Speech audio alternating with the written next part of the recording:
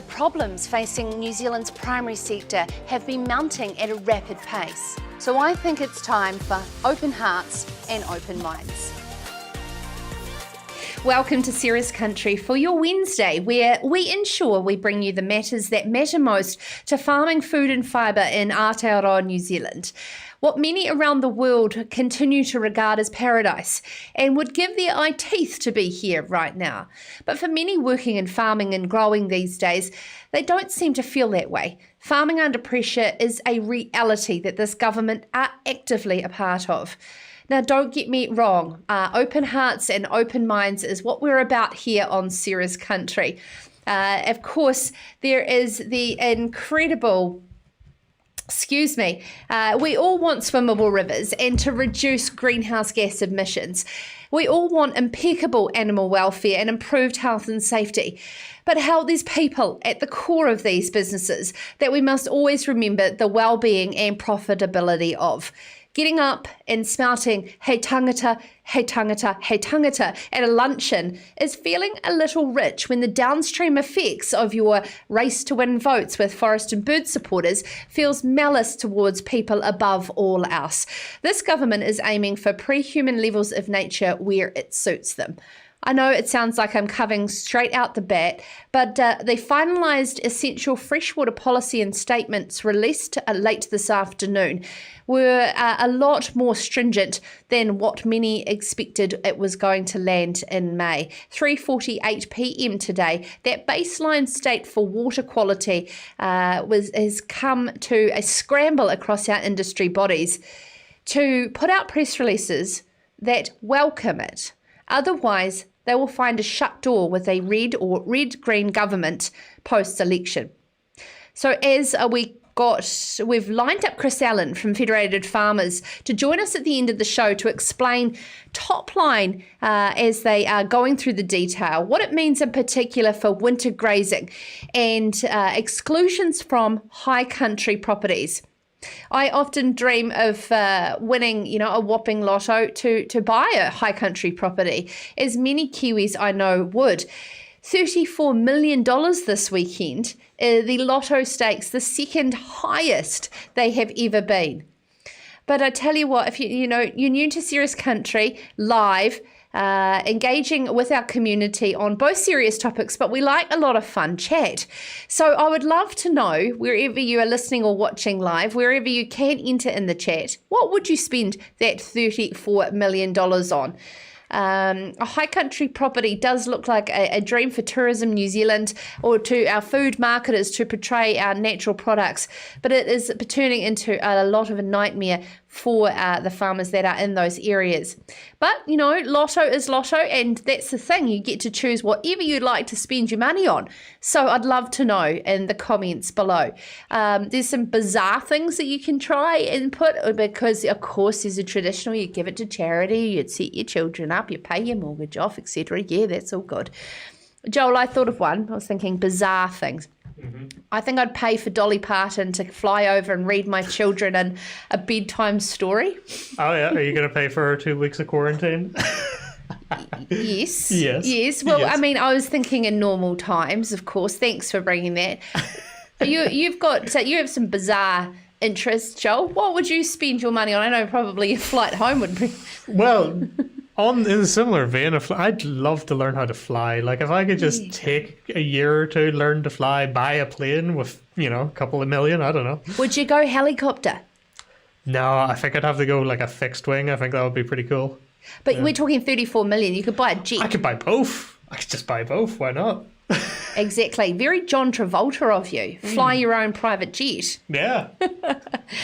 I would absolutely love to develop a high country retreat. For anyone suffering from mental health that just want to go fishing and hunting and not really talk about it until they're ready.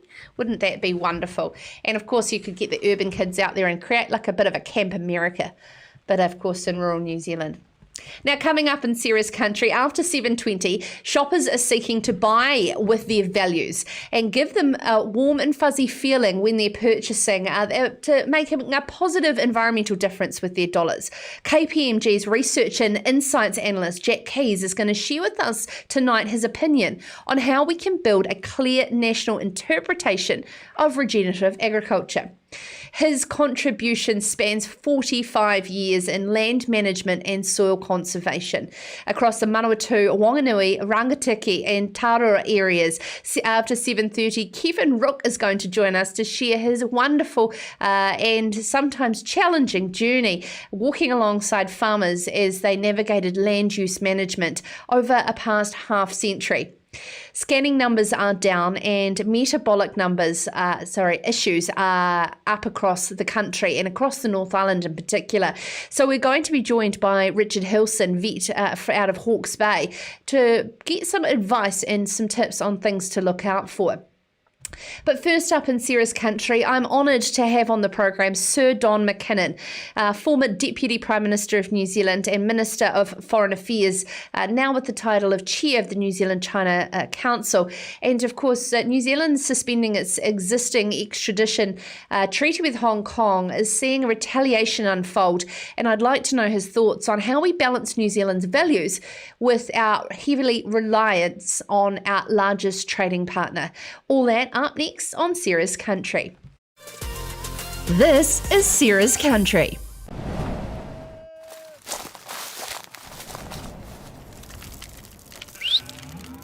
Growing a better world takes courage. It takes foresight and vision. It's about dreaming big, then being brave enough to follow that dream through.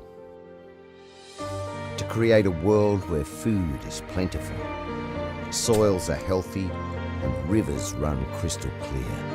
A world where we grow more with less, where livestock is tended to with care. Energy is friend, not foe, and waste is a valuable resource. This is the world you're already shaping through imagination, innovation, and determination.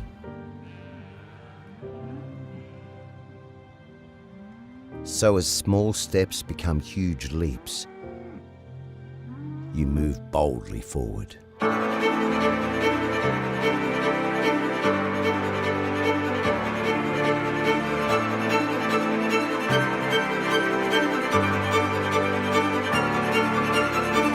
And Rabobank is there beside you to help grow a better world together.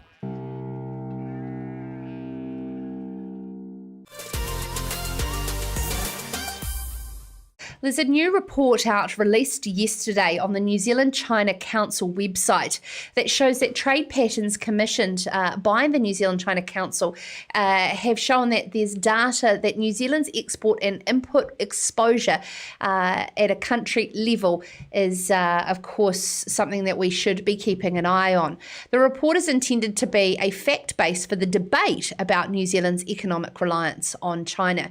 The report shows China took 24.2% of New Zealand's goods exported in 2018, higher than the global average, but not unusually high compared to other APEC economies such as Australia, 34.7%. Joining us now is Sir Don McKinnon, Chair of the New Zealand-China Council. Good evening, sir. Good evening to you. Thank you for taking the time to join us. Now, of course, as I said there earlier in the show, the reason for asking you to come on Sarah's Country is the nervousness happening around the country in our export sector around the value systems of this extradition treaty. Are our trade agreements solid? Well, I think so. But I would begin by saying that 62 years ago, when I was a shepherd in the Wairarapa, I had a design on buying a huge high country station too. So somehow I got diverted away from that and into the area that I got into now. But look, one thing you learn about the New Zealand farmers, they are incredibly resilient. And probably more importantly, they do move with the market, which in many countries, farmers get kind of stuck politically often their own wish in one little spectrum of activity and then can't break out of it because the political cost of getting out of it is too high for whomever is in government. So we've always moved with the times. We've moved with the markets. The markets are now telling us that, with more than 24% of our exports going to China, it's a market that you must take very seriously. You must take it seriously because China is an economic superpower. And probably the interesting side effect of all this is that when we are, or some people in this country are preaching that we should eat less red meat or reduce our animal fat consumption, the opposite is happening in China. The consumption of pizzas is going through the ceiling, with dairy food being produced by New Zealand, and of course they cannot get enough red meat. So look, we will adapt to those markets. How much is too much in the Chinese market? It's a very hard one to call, but I often quote the situation of Canada.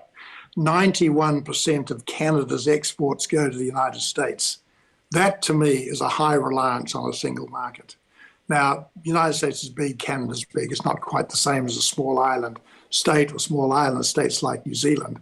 But you do want your exporters to feel free to go where they are best to go, not feel that they are producing too much in one market. Yeah, and we're talking about this because New Zealand has suspended its existing extradition treaty with Hong Kong over what is happening from a human welfare perspective. And I know certain commentators like Stephen Jacoby are saying we do need to stand strong on what we value as a country. How do we balance that, Don?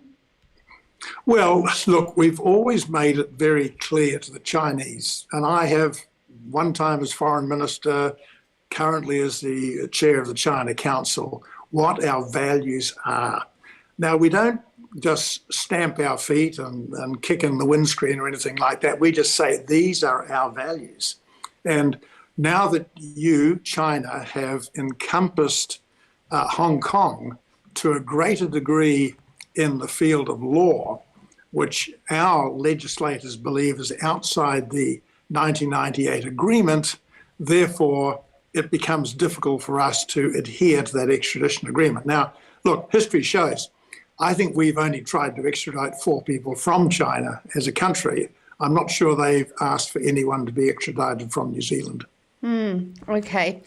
And we're talking about the reliance of our markets on China. There's certain product categories that are certainly a lot more reliant than others. You mentioned the red meat, but we saw there with COVID, I mean, the lobster market took a real hit as well as the venison market as well. Lobster market has taken a hit, honey's taken a hit, and I think there's a couple of others that have, seafood I think has gone down. But we're not talking about a huge collapse. It's often just a market readjustment until things get back into, after when you're dealing with lobsters and such things, they've got to be fresh. So sometimes there's quite a lag between when you can't do anything until you actually get the next load on the aircraft to get to China. What is it like? And of course, the current Minister of Foreign Affairs, Deputy Prime Minister Winston Peters, is certainly feeling this pressure of maintaining a balance in relationships with allies such as the United States when they're at tension with China.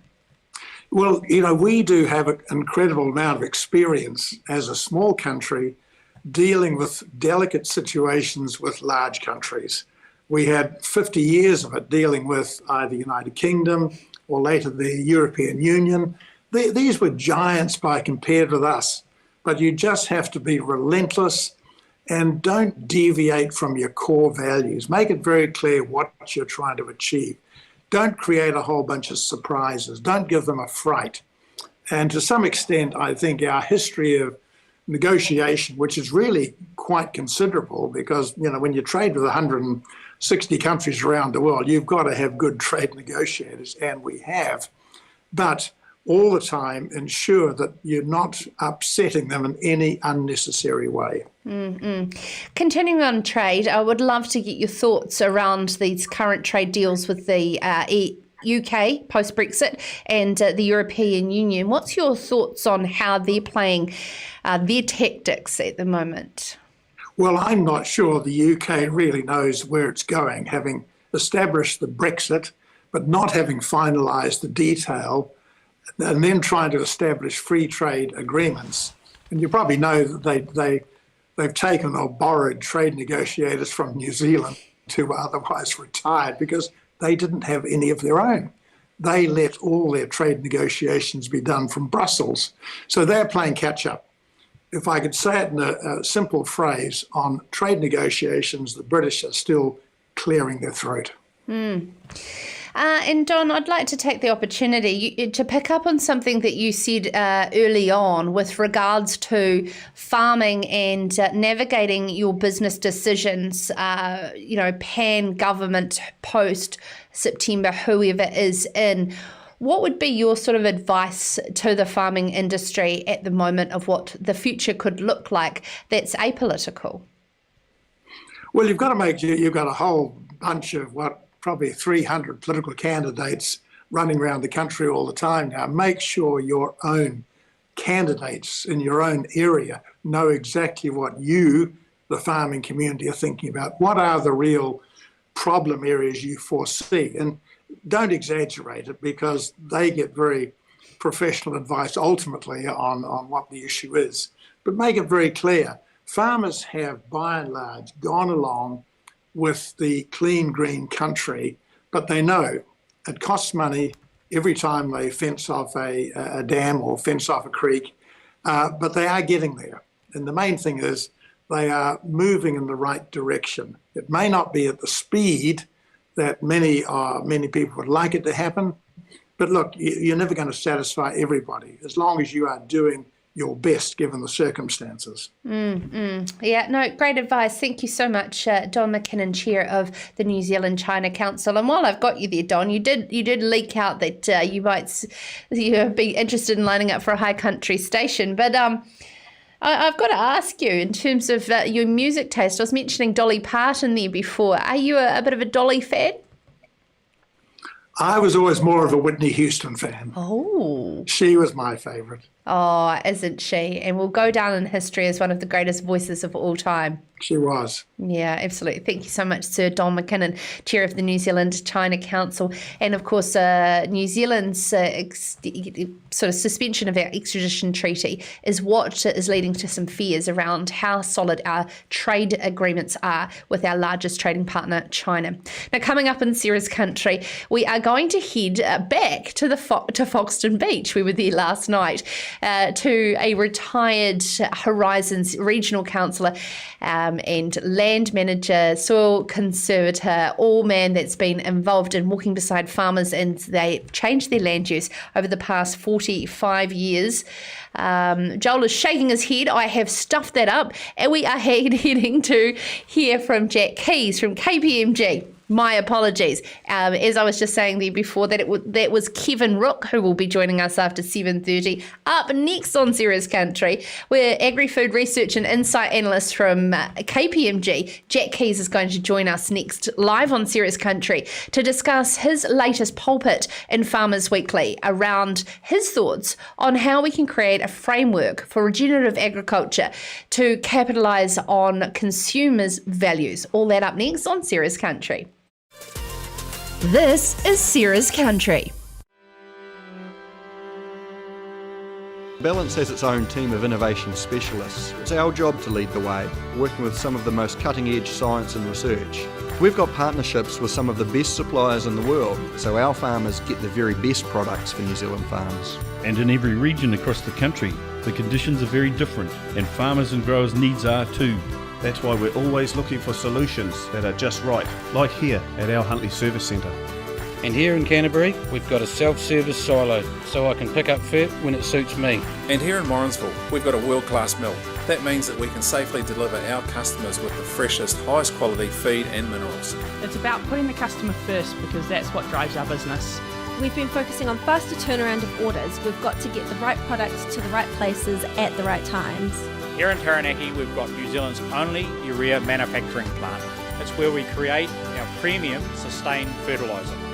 We're supplying nationwide and working locally. By getting to know you and what you want to achieve, we can help you get there. And with the new My Balance platform, Balance has put my farm at my fingertips. In fact, we offer support in all sorts of ways, sharing the best nutrition practice with farming families across the country. Whether we're talking about animal health, farm productivity, or looking after our natural environment, sustainability underpins everything we do. We use our local expertise and the latest tools to help farmers and growers navigate the changing regulations, so you can leave your farm in great shape for the future. And we can be really accurate, avoiding areas like wetlands and waterways with our award-winning Spread Smart tech. It makes the job far safer, more efficient, and gives you the best results. When you've got access to that kind of know-how, you've got the support you need to make sure you're farming sustainably. It's that kind of thinking that'll keep us going for generations to come. Together creating the best soil and feed on earth.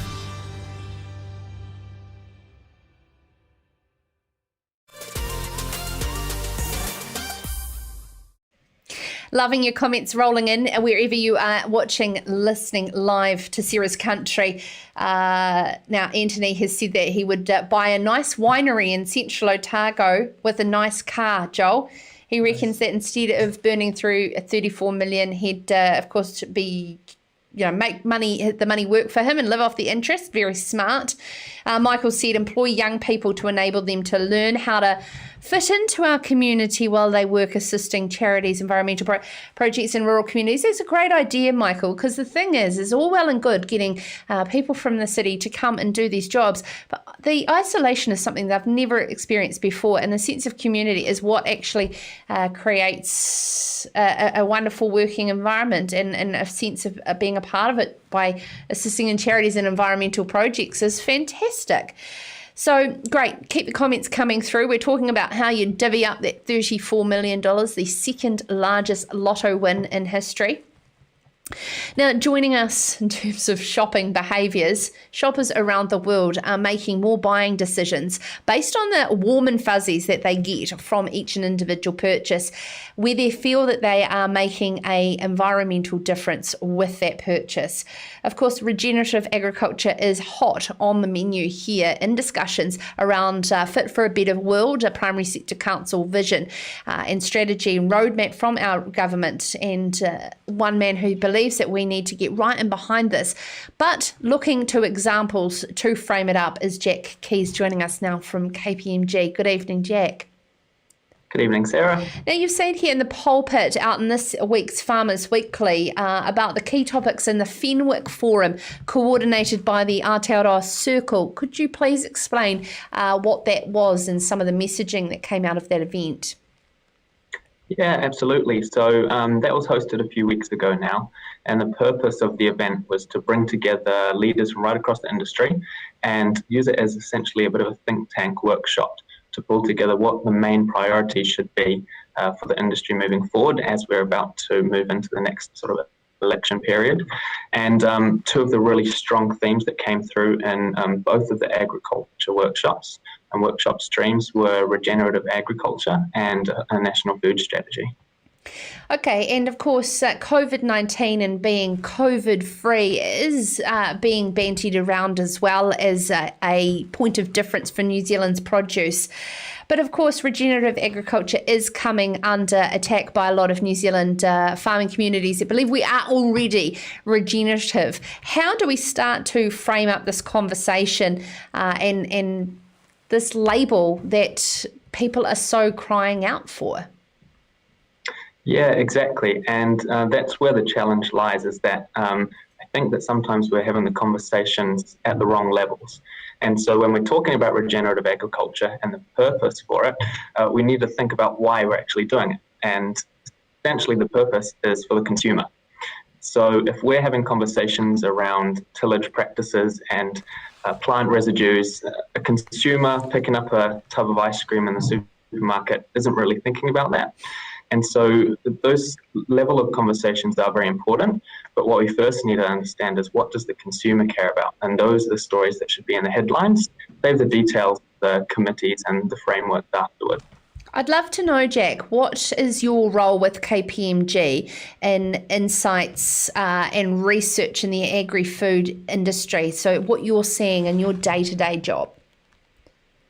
Yeah, so in my role, I work closely with Ian Proudfoot, who's the global head of agribusiness at KPMG, and we coordinate KPMG's global network. So we're in touch with about 50 different countries and their agri leads around the world, as well as many different businesses and organizations. And what we're seeing is a lot of people want to go and try and achieve a premium now. Businesses in Ireland, businesses in the United States, businesses in Asia are trying to pull out their opportunities for premiums, and a lot of that comes into the environmental space.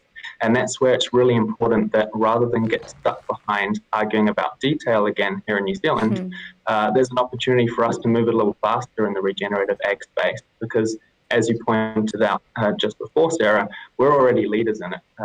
Depends on how you want to define regenerative agriculture, but if you're talking about world-leading environmental practice and continuous improvement, that's something that New Zealand farmers are absolutely phenomenal at on the world stage. Yeah, and you've said a clear national interpretation of regenerative agriculture in addition to biotechnology is what you're after to make real progress. But the extreme pseudoscience interpretations that are claiming this is not evidence-based, how do you believe we can use current significant tools to measure our performance and effectively label products with our general way of farming?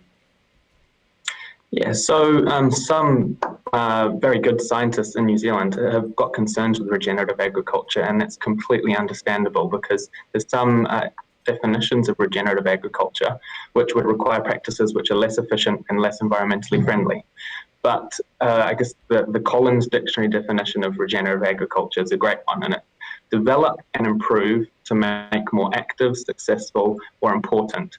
And that's what I think we need to look at in terms of regenerative, rather than trying to define it in this way that does have the level of detail. So when we're talking about it in terms of the consumer, I think we just need to be talking about improving what we did yesterday, doing a better job tomorrow, and what we did last year, doing a better job next year. And in terms of the tools we've got, the one area I have had a lot of experience is farm software, modelling tools, and that's internationally and in New Zealand. And I can pretty comfortably say that we are absolutely world leading. And though, again, we struggle with detail when it comes to Overseer or softwares like that, they are just so far ahead of what most other countries have. Tools like FarmX and Overseer, we've already got those here and available to use. And we've conveniently trained hundreds of farm rural professionals in how to make and farm environment plans. So I would absolutely love to see farm environment plans going toward getting a premium price and delivering a value add label as opposed to being a mechanism for fines and penalties. And interesting, lastly, when you've got a term like regenerative that is becoming so well known by our consumer around the world from a lot of, media that they are consuming, but then Damien O'Connor says, hey, look, if you've got an issue with the word, change it. Why don't we just say te taiao? That's what we do. It's our way of farming and collectively. But that brand awareness will take so much longer. What is the right way of acknowledging what we are and aren't already doing versus coming up with our own way? Yeah, well, I think the cultural value of bringing in te taiao and building off the really great work that the Primary Sector Council did with Fit for a Better World Vision, that all builds the platform for the brand. But what the consumer needs to see, they won't understand the word te taiao, and most of them won't be discerning enough to read it. They want to know whether the product is going to improve the air, the soil, the water, and hopefully have good animal welfare as well. Depending where you are, food safety is really important. So those are the bits of the story that we want in our headlines and on the labels, and bringing in the te taiao story and the cultural aspect of it and the detail around the practices that we use on farm, that comes in behind and is backing us up so that what we're doing is genuine. Wonderful. Thank you so much, Jack Keeys there from KPMG, working in the Insights and Research Analysis team. I'm just smiling at a very funny comment that's coming from Kate Taylor. But before I get to that, I'm going to ask you, Jack, $34 million.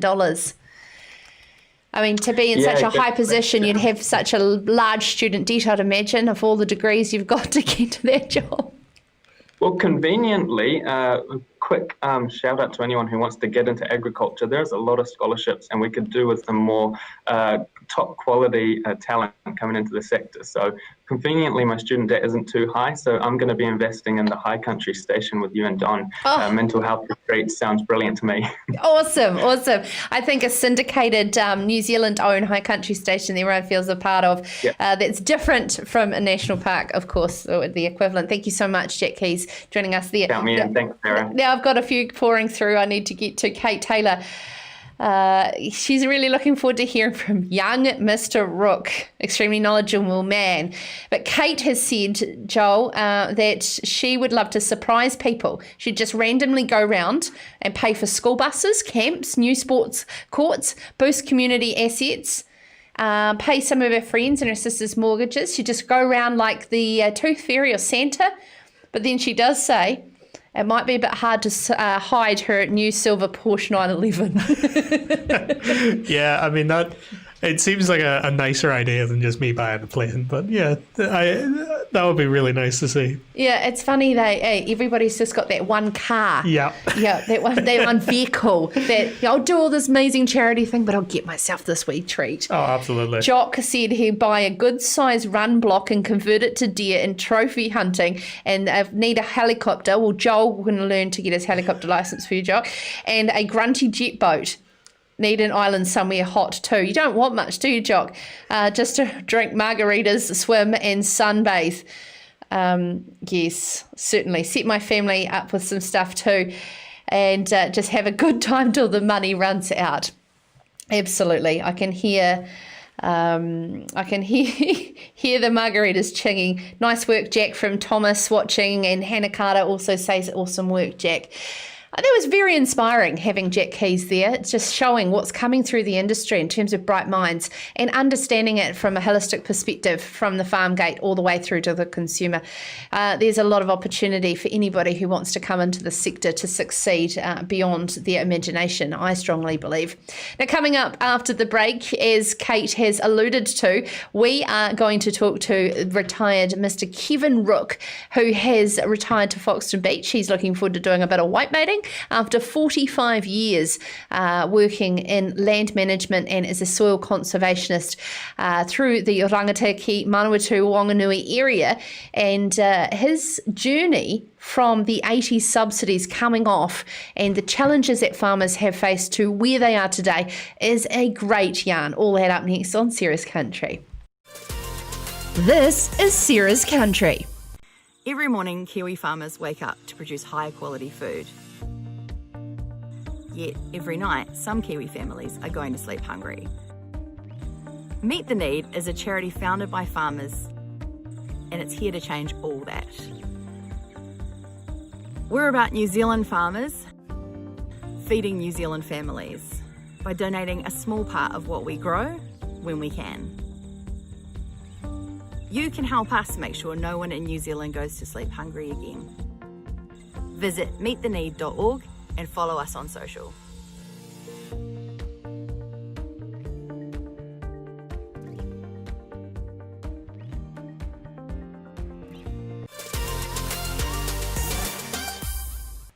Well, after nearly 45 years of providing land management and soil conservation advice to farmers in the Manawatū, Whanganui, Rangitikei and Tararuawith, Kevin Rooke is retiring.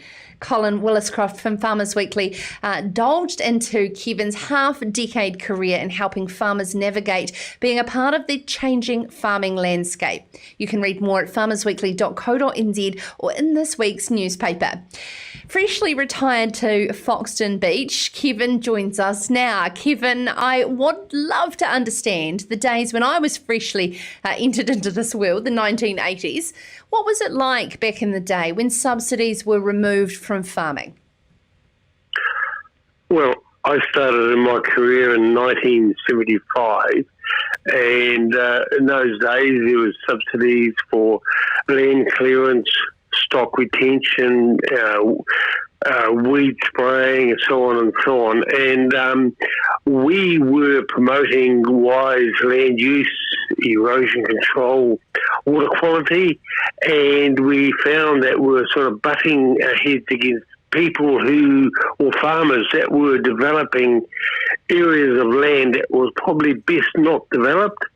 They were doing it because they had a financial partner, the government.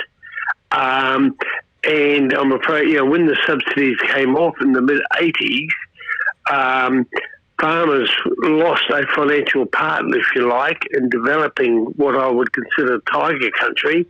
And a lot of this country was able to be, a change of thinking had to happen, and a lot of that country had a change in land use. It seemed like one of the first places they turned in the 90s was, of course, forestry for a lot of that tiger country. Yes, that would be right, because, see, it was originally covered in bush, it was cleared, government subsidies kept it cleared, and it just was not a wise land use, soil erosion, deteriorating water quality. The best land use really was for either forestry or allowing it to regenerate, depending what the access was like for perhaps harvesting the final crop of trees. Yeah. An absolutely beautiful part of the country that you oversaw, the Turakina Valley and the Manawatū Whanganui Regional Council area. Can you sort of explain from right back in those Lincoln University days how you came to be in those types of council roles? Well, when I left, I was brought up on a dairy farm, and when I left school and that, I always my father was a farm manager, and I always envisioned I would go share milking into land ownership, farm ownership. But inflation was running rife, and it seemed as though you not only needed to have practical experience, you needed to have theory experience as well. So I went to Lincoln and did a dip ag. I was fortunate enough and won a scholarship in 1973 and went overseas for a year. And then it was very sort of difficult I didn't have much money after I'd been to uni. And so the opportunity came for me to get a job with the Rangitikei and Whanganui Catchment Board in those days as a soil conservator. And that's where my 45 years sort of kicked off from. And there's a pivotal part there in 2004, a havoc storm across most of the North Island that birthed the Horizon Regional Council Sustainable Land Use Initiative. Could you explain what that year and that season was like? Okay. Even for people that were relatively seasoned to floods and things like that, the 04 storm was quite traumatic. Really, we'd had 04 storms before 04, and we've had them since 04, but the difference was the 04 storm covered such a large geographical area, and it not only affected the rural, but also the urban. Places like Fielding got absolutely nutted. And a lot of government money came out for assistance in tidying things up. The government wanted to put more money into just addressing what land use was going on in the catchments and that. The river engineers wanted to know what was happening as far as siltation of the rivers. So that was where the SLUI, Sustainable Land Use Initiative, was initiated by the Horizons Regional Council, and that really has been a monumental success. We are something like 16 years out from the 04 storm, and we're still getting government money towards tidying up land use and water quality. Of course, water quality is the big thing nowadays, and the SLUI scheme that's part of it as well. I'd love to know your thoughts, Kevin, because you've been involved for so many years in an attitude and behavioural change that you've seen to sustainable land use and water quality and all of these things. And the year that you decided to retire, coming at farmers, what was it like, and how far do you believe we've come? it's been really interesting. Really, the subsidies coming off in the mid-80s really was a big change. Farmers were farming land that perhaps wasn't the best land use for that land, but they were doing it with a financial partner, if you like, the government. When the government pulled out of the subsidies and that, farmers had to start taking a hard look at these areas, and that is where quite a bit of land use changed. And really, now water is such a big thing, whereas when I first started in the job, it was soil erosion we're dealing with, but now with water quality, a lot of riparian fencing, a lot of bush retirement, a lot of riparian planting, and so on and so on. So there's been a big change. And what I've noticed over the last few years is we've got a whole new generation of landowners, land managers coming into the system, farmers' sons and daughters and land managers and that have been to university, have been sort of schooled up a bit on the environment and stuff like that. So not being critical of the old guard, if you like, but there is a change going on there, and it's big. And of course, I could imagine sort of even accessing these farms and through the use of computers, farm environment plans and things like that coming in that are all digital. It would have been something that you wouldn't have even dreamed of back in the 80s. No, with, sort of when I started in 1975, all our ringing up farmers was done at night time through tolls. Now there is cell phones and there's iPads and there's all kinds of things like you can take into the field with you, and it makes the job just a little bit more efficient. Kevin Rooke, I'd love to say on behalf of our audience, thank you so much for your contribution to the industry for 45 years. We wish you all the best with your wonderful retirement in the gorgeous microclimate of Foxton Beach.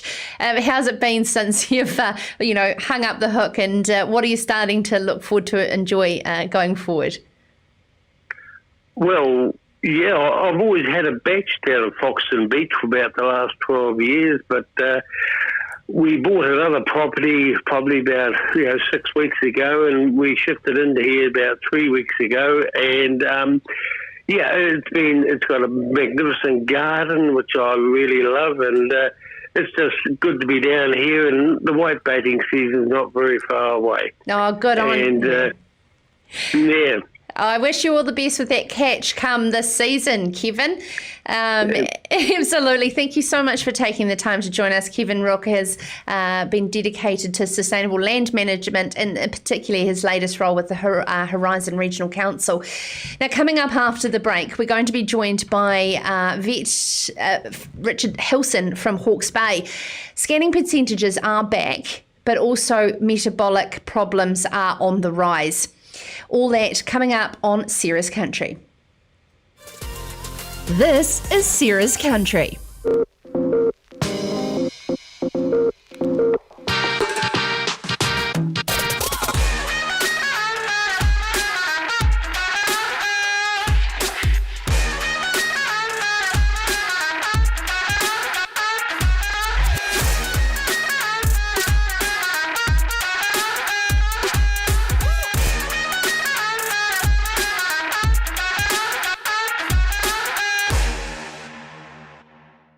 One of the first things you learn when you live out here is where to shop for the things you need to live out here. Like electric fencing. Or horse feed. Or bee suits. Children. Chook food. Do you want a couple of these? Or something stylish to wear. Not everyone's got stuff like this. But at Farmlands we do, and then some. So if you need anything to help your farm, grow, milk, dredge, rear, come on in. Because we're out here too.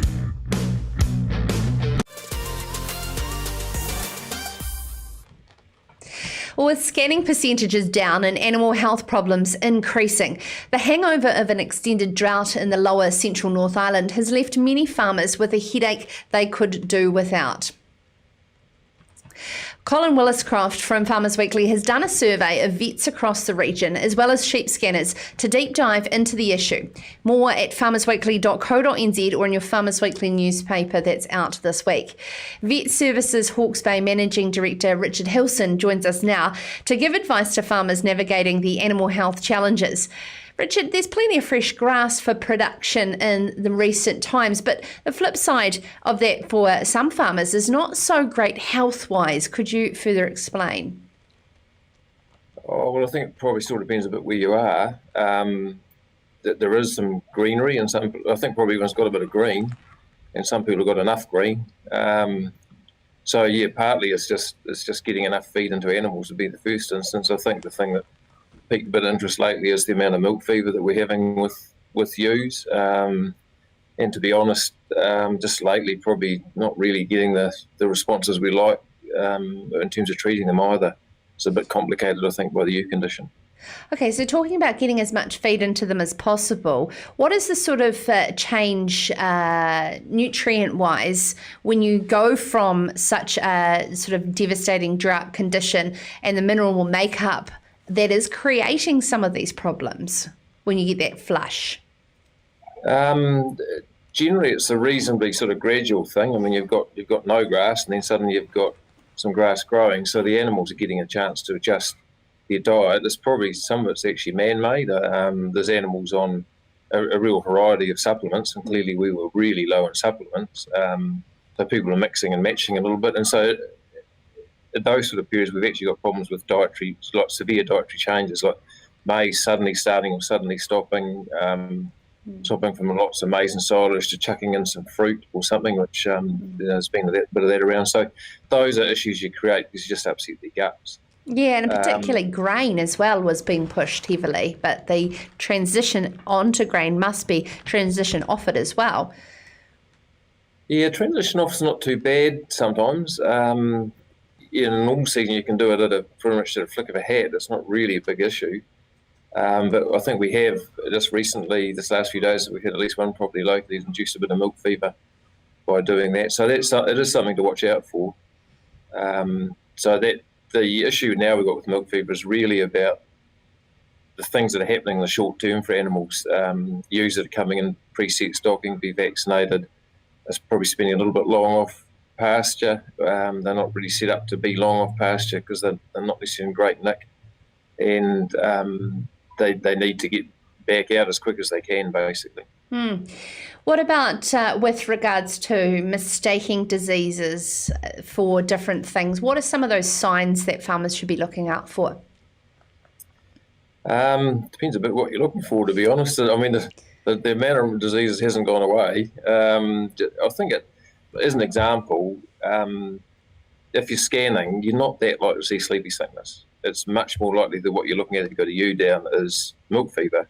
So that's what you should be aiming your treatment at. But milk fever is often complicated by sleepy sickness, especially if you're a bit slow out of the blocks. And you've got to make sure, in that case, for instance, you treat the milk fever first and the sleepy sickness second. A sort of complicating fact there probably needs a bit of explanation is milk fever is low calcium. And if you've got low calcium, your muscles aren't working, and that's everything. Every muscle's not working. So it's your guts, your heart, the ones that make you run away from the dogs and the people, and the ones that make you swallow. And if you want to treat an animal for sleepy sickness, you're going to have to give it some energy supplement orally, and you need it to be able to swallow. So the timing's important there, but it's just compounding the sort of the hangover from the drought, basically what's happening right now. What about things like phosphate and phosphorus and potassium? I think you probably better talk to a sheep vet who knows a bit about dairy cows as well, because I think from a sheep vetting perspective, it's reasonably simple. Yeah. It's good old classical milk fever. It gets really complicated with dairy cows with their massive calcium requirements. So by and large, with sheep, it's usually reasonably simple. Get some calcium into them. We often would suggest that people use a supplement. One like we use metabolic glucophos, which has got some sugar in it, effectively some calcium, some phosphorus. So that covers a few bases anyway, but it probably doesn't need to get much more complicated than that. Yeah, okay. So scanning numbers are down considerably across the region. That was probably to be expected. But what about the flow and effect of bearings with a flush of green grass?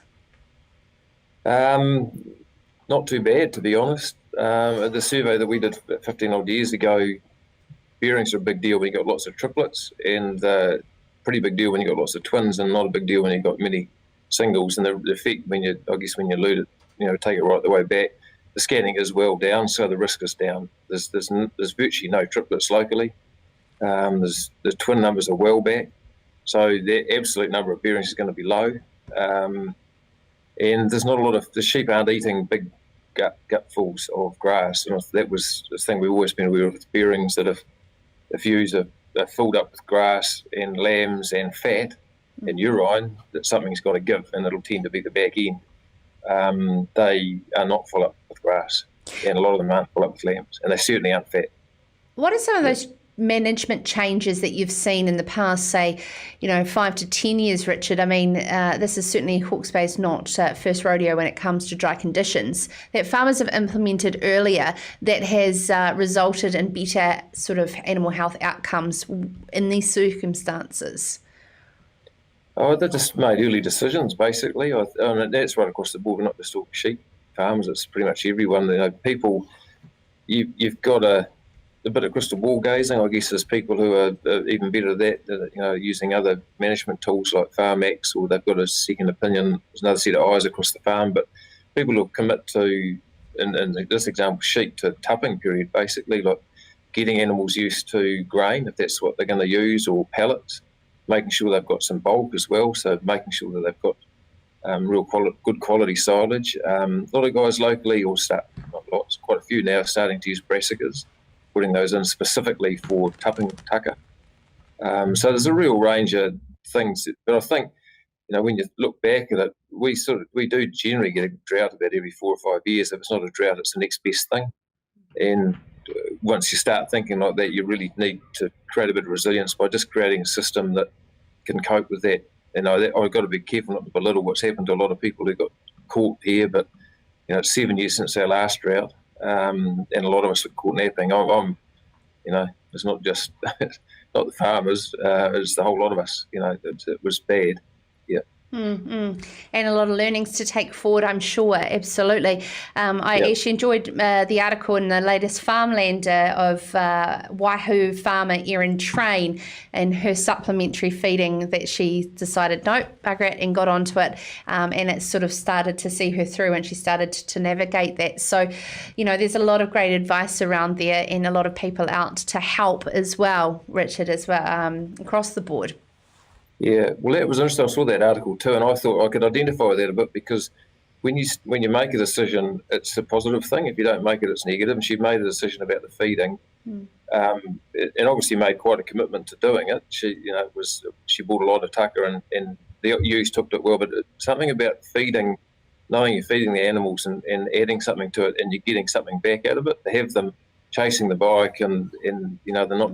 You're happy every day to go and see them, because you're actually making a difference. You genuinely are making a difference. That was a good article, that one. It was, absolutely, and it genuinely showed how much farmers genuinely get a deep sense of satisfaction from looking after their animals, and we need to continuously spread that message across the wider New Zealand. Richard, before you go, tonight throughout the show, we're having a bit of fun, because if you won the $34 million jackpot of Lotto Powerball, it would be the second largest draw in Lotto history. So I have to ask you, how would you divvy it up? It's not fair. Oh, you can keep it all yourself if you'd like. Think about it. I don't know. I can think of a fairly big chunk of debt that we'd like to pay off for a start. You'd probably like to set the kids up with something, and I guess I could probably give something away to some good cause. I'm not quite sure what that would be. Maybe 34 million. If I took off our debt and gave some to the kids, it'd be about 25 million. Could we give that to farmers to fence off their waterways and, try to make something positive happen in a positive way, rather than banging away on regulation. That'd be nice. That'd be fantastic. Thank you so much. A pleasure to have you on Sarah's Country. Richard Hilson from Vet Services in Central Hawke's Bay. Well, as I said earlier in the show, breaking this afternoon, the National Environmental Standard for Fresh Water has been announced by the Ministry for the Environment. And joining us now to unpack what does that mean initially as they go through the detail is Chris Allen, National Spokesman for Freshwater for Federated Farmers. Thank you so much for taking the time to join us, Chris. Good evening, Sarah. Now, okay, could you break down for our viewers and audience? We have had the National Policy Statement out there as a bit of an overarching guide for regional councils. What does the National Environmental Standard for Freshwater mean for individual farmers? And what have you uncovered so far as you've started to go through the documents? Right, Sarah, what I'll do is I'll go back just one step. There has been a National Policy Statement for freshwater. It's been out for about 11 odd years, and then it's revised in 2017. So that's what's driving council for setting water quality limits. And in amongst that, there's some national bottom lines. What this government is doing as of today is they're revising that national policy statement. So there's new national bottom lines, and that some of those bottom lines is whether it be E. coli, it could be sediment, or it could be nitrogen or nitrate. Some of those limits are being revised down, so more stringent. So when you've got a national bottom line, you cannot go below that. You have to have a program in place of how you're restoring the water quality. So there's a whole package there. Te Manawatū, it's the health of the river, is being elevated from attributes, and amongst that that you consider when setting water quality limits is going to the highest. So everything has to give effect to Te Manawatū. Then we've got a national environmental standards, and amongst that we've probably heard about the intensive winter grazing. So there's a whole package around that. There's freshwater environment plans that farmers will have to have, and some of that stuff hasn't been fully developed yet, but we will have to have those. What's going on in winter grazing, how much pugging you can have in a paddock, what percentage of a paddock can be pugged, or over what slope. That's stuff that will affect farmers who have winter grazing. If you want to do any land use intensification, go towards dairy grazing or go towards the dairy converting to dairy. There's some limits coming in there, like you won't be able to increase or convert to dairy as of September this year. Then there's the stock exclusion regulations, which are called 360 regs. So they will apply directly to your land. Councils won't have to do a plan change or anything, but you'll have stock exclusion regs. And the most stringent rules that are in place, whether your local council's already got them or the 360 regs, will apply. And there's going to be some real unintended consequences of what we see at the moment and amongst those. So when you say stringent, it's just working through the detail, the Federated Farmers team this evening, Chris, and just being able to revise your advice and putting forward what this really means. I mean, we're going into an election. I'm used to seeing a lot of press releases, Chris, with the words welcomes. And I believe that our industry bodies, of course, want to be on the right side of a red, and if not a red-green government into September. Federated Farmers going to ensure that their members understand how this flow-on effect affects them. Yeah, look, there's a lot of detail, and there's one thing I can say amongst this package. There's a huge amount of detail for farmers. There's a lot for our entire communities. This affects urban as well, and it's going to affect it in a big way. But when it comes to farming, thinking, these rules don't affect me, they do affect us, because everything that we do, whether we're regenerative, whether we're organic, whether we're very intensive, does have an effect on water quality, and that will come back to the way the permitted rules will apply. Some of the detail, it's going to be very hard to comply. Just looking at an example of a high country farm, low slope land, but it's really extensive. It could cost them hundreds of thousands to do stock exclusion, just because of the sheer number of rivers that all intersect on these properties. That is the sort of detail we're going to, and it might be the vision of the government and us all that it's more around the intensive. It's going to be the extensive farming that are going to be caught up in those stock exclusion regs. The winter grazing, there's already been a whole lot of work going on about good management practices. This is codifying it, it's putting it in regulations. You will do X and Y, and that will come with having to have a resource consent, having to have a freshwater farm plan. So there's a whole suite of things coming. So we're just going to work our way through it, navigate what we can do, because the lawyers will make a lot of money out of this whole process, and we don't, as farmers, don't want to part with our hard-earned cash, so we've got to find the most efficient way of dealing with it. But these rules are there. It's all signed off by government, and it's pretty much the 3rd of September. It's all go.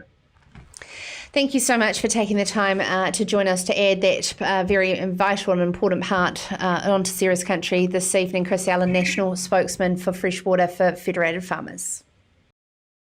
That is all we do have time for tonight. I've certainly enjoyed hearing all of your fascinating ideas about how you would divvy up that 34 million, and particularly Joel's as well. Interesting. Didn't know that was coming. Of course, Sarah's Country, 7 o'clock live Monday to Wednesday in alliance with the great people at Farmers Weekly. Of course, all the stories, farmersweekly.co.nz. You can interact with the show. Email me, sarah@periummedia.com, or, of course, drop into any of our social media accounts and send us a little bit of a message. We'd love to know your suggestions for guests or topics that you want to hear on this show, where the matters that matter most are covered, and we put your questions to our industry leaders. We'll be back on Monday from 7 o'clock. And so with that, I wish you good night, go well, and enjoy your weekend. This